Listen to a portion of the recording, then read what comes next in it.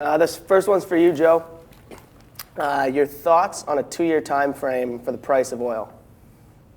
Well, I try not to get into the prediction here model, but I think what we could safely say, just adding on to what Keith just said, is that we're in for a pretty painful year in the oil sector. I mean, I don't really see price levels rebounding this year, and if they do at all, it's towards the end of the year. But you're talking an average price this year probably in the mid to high 30s if oil can rebound at all. So that's the best case scenario.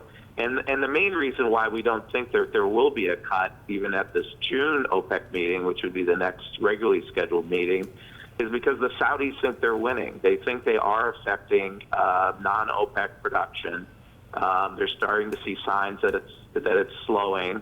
We'll all see the rig count numbers that are cratering every week, and until once we start to see oil inventories start to draw down, then I think they might be at a point where they could declare victory. But for now, they see their strategy working, and if they were to change course, even at this June meeting, it would mean the last 2 years of low oil prices were all for naught. So that's why we think they continue on this strategy, and it's going to be tough for these other OPEC members and for Russia, and their only alternative is to keep jawboning the market like they're doing now.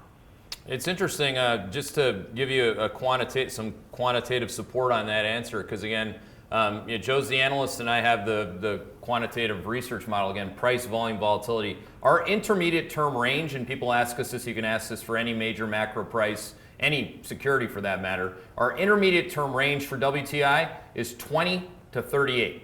So it's interesting that Joe says, it's interesting, Joe, that the math actually agrees with the downside level or the probable level on the low end, intermediate term for me, which is 3 months or more, is actually confirming the fear.